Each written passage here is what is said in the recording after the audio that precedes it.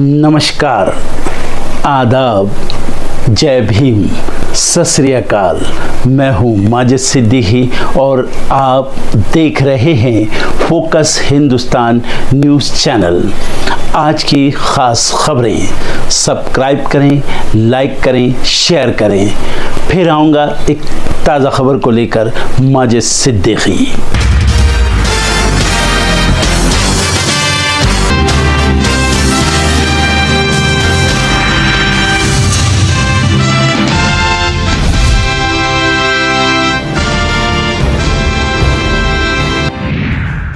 PM Modi का असम दौरा, 11,000 करोड़ की अमोनिया यूरिया परियोजना की रखेंगे आधारशिला, क्रूज पर करेंगे परीक्षा पे चर्चा।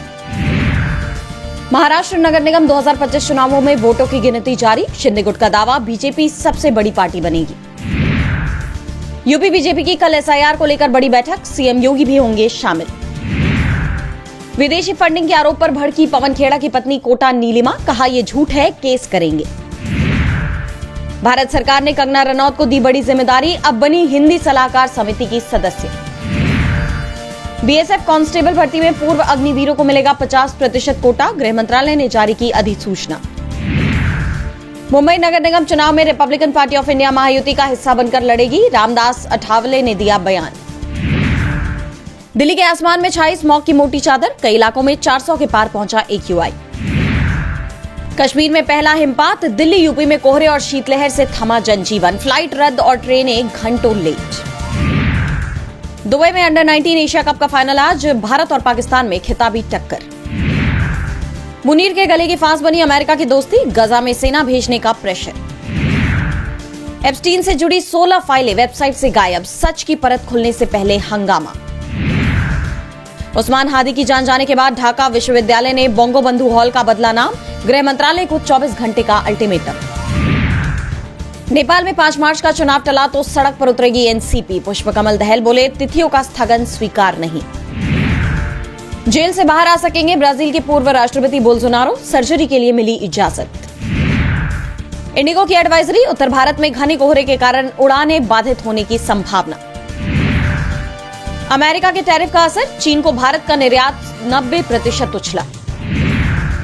मुकेश अंबानी का बयान, सौर ऊर्जा अब 4 घंटे का ईंधन नहीं, हम दुनिया को देंगे सस्ती और स्वच्छ ऊर्जा। विश्व बैंक ने पाकिस्तान पर फिर दिखाई दरियादिली, $70 करोड़ की मदद को मंजूरी। FSSAI ने विवाद पर दिया बयान, अंडे खाने के लिए सुरक्षित है, कैंसर के खतरे के दावे निराधार।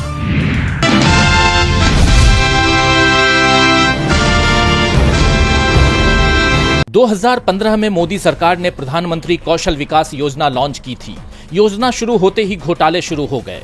ये भी कह सकते हैं कि प्रधानमंत्री कौशल विकास योजना यानी PMKVY में सिर्फ घोटाले हुए, कोई काम नहीं हुआ और इसीलिए कैग रिपोर्ट संसद के शीतकालीन सत्र के सबसे आखिर में रखी गई।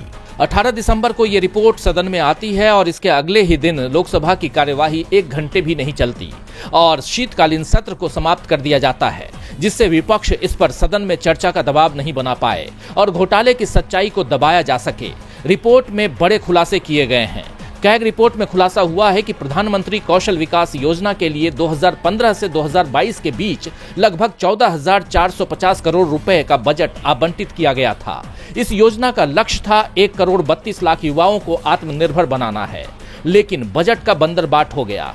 कैग ने जब 2015 से 2022 के बीच लागू PMKVY के 3 चरणों का ऑडिट किया तो स्किल इंडिया पोर्टल यानी SIP से गड़बड़ी का खुलासा हो गया।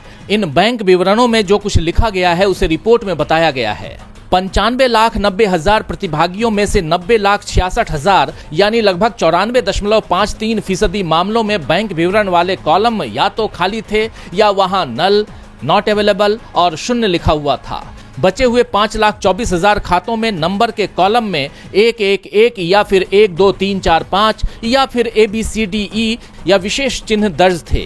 12,122 यूनिक बैंक खाता नंबरों का इस्तेमाल 52,381 अलग अलग लाभार्थियों के लिए किया गया। कैग ने जांच के लिए ऑनलाइन सर्वे किया, लेकिन भेजे गए ईमेल्स में से 36.51% इसीलिए डिलीवर नहीं हो सके क्योंकि वे पते ही फर्जी या गलत थे। जिन गिने चुने लोगों तक ईमेल पहुंचा उनमें से मात्र 3.95% लोगों ने ही प्रतिक्रिया दी। सबसे बड़ी बात तो यह है कि प्रधानमंत्री कौशल विकास योजना के दिशा निर्देशों में यह साफ है कि हर प्रमाणित उम्मीदवार को प्रत्यक्ष लाभांतरण यानी डायरेक्ट बेनिफिट ट्रांसफर के जरिए 500 रुपए का प्रोत्साहन भुगतान मिलना जरूरी था। अक्टूबर 2024 तक के जो आंकड़े सामने आए हैं उसमें 95,91,000 प्रमाणित उम्मीदवारों में से 61,14,000 को ही किसी तरह का भुगतान मिल पाया है। 34 लाख से ज्यादा युवा आज भी अपने हक के पैसे का इंतजार कर रहे हैं, जबकि योजना के सभी चरण पूरे हो चुके हैं।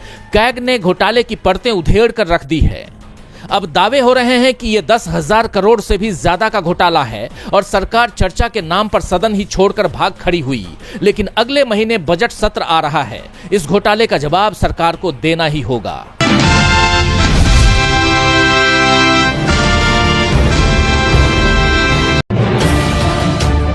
दिल्ली में लेफ्टिनेंट कर्नल दीपक कुमार शर्मा के आवास पर सीबीआई ने छापा मारा तो नोटों का अंबार देखकर अधिकारियों की आंखें फटी की फटी रह गई। उस कमरे में नोटों की गड्डियां इस कदर बिखरी थी कि सीबीआई के अनुभवी अफसर भी दंग रह गए। अलमारियां खोली गई तो कपड़े कम और गुलाबी नोटों के बंडल ज्यादा थे। आलम ये था कि छापेमारी करने गई टीम नोट गिनते गिनते थक गई, लेकिन खजाना खत्म होने का नाम नहीं ले रहा था।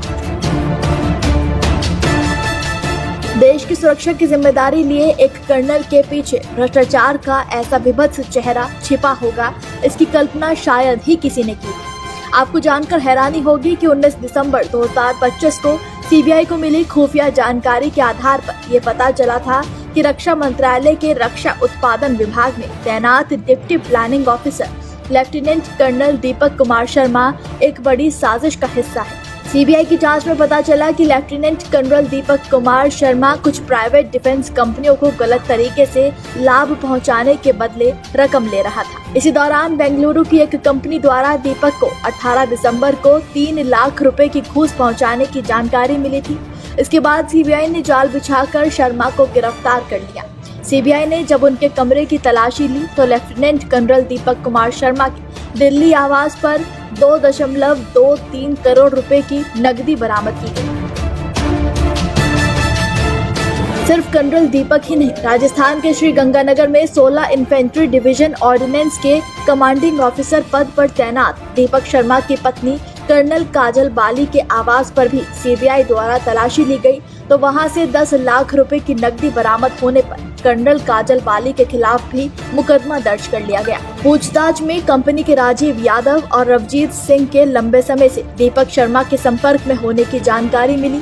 पता चला कि वो लेफ्टिनेंट कर्नल दीपक कुमार शर्मा से मिलकर विभिन्न सरकारी विभागों, मंत्रालयों से लाभ लेने की कोशिश में थे। आरोप है कि ये लोग लगातार लेफ्टिनेंट कर्नल के संपर्क में थे और उनके साथ मिलकर अपनी कंपनी के लिए सरकारी मंजूरी और दूसरे कामों में लिप्त थे।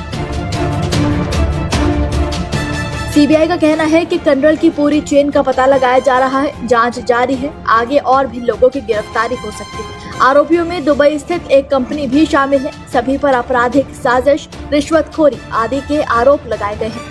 आरोप है कि लेफ्टिनेंट कर्नल दीपक कुमार शर्मा रक्षा उत्पादों के निर्माण और निर्यात से जुड़ी विभिन्न निजी कंपनियों के प्रतिनिधियों के साथ आपराधिक साजिश के तहत नियमित रूप से भ्रष्ट और अवैध गतिविधियों में लिप्त रहे हैं। इस मामले में श्री गंगानगर, बेंगलुरु, जम्मू और अन्य स्थानों पर फिलहाल तलाशी अभियान चलाया जा रहा है।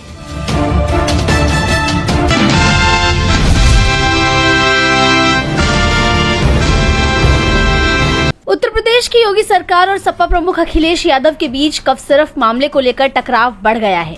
राज्य के मुख्यमंत्री योगी आदित्यनाथ ने अखिलेश का कनेक्शन कफ-सिरफ मामले के आरोपियों के साथ बताया था, लेकिन ऐसा करना सीएम को भारी पड़ गया है क्योंकि सपा प्रमुख अखिलेश यादव ने योगी के बयान का पलटवार करते हुए उनके खिलाफ मोर्चा खोल दिया है।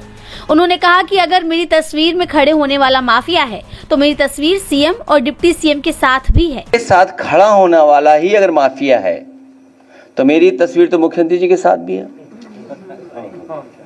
मेरी तस्वीर डिप्टी सीएम साहब के साथ भी है, मेरी तस्वीर दूसरे हाफ उनके साथ भी है। तो अगर मेरी तस्वीर और मुख्यमंत्री जी की तस्वीर आप देखते हैं तो माफिया किसको पाएंगे आप? अखिलेश यादव ने एक शेर पढ़ते हुए सरकार पर कटाक्ष किया और कहा, अपना चेहरा न पोछा गया आपसे, आईना बेवजह तोड़कर रख दिया। जब सच सामने आने लगता है तो दूसरों पर आरोप लगाए जाने लगते हैं। उन्होंने आरोप लगाया कि एक प्रदेश का मुख्यमंत्री झूठ बोल रहा है। कोडिन को लेकर जो जरूरी बातें हैं वो सरकार छिपा रही है, उनको सामने लाना चाहिए।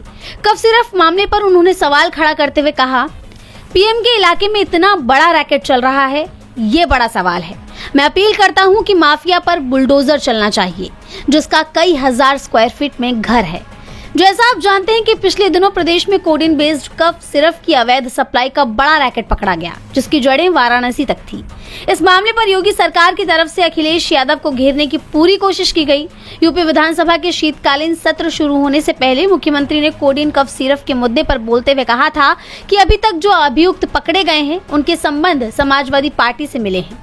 सीएम योगी के इस बयान के बाद सपा प्रमुख अखिलेश यादव की एक फोटो कोडिन कफ सिरफ के एक आरोपी के साथ वायरल हो गई, लेकिन अखिलेश ने इन आरोपों को पूरी तरह से बेबुनियाद बताते हुए करारा पलटवार किया है, जिससे योगी सरकार बुरी तरह फंस गई है।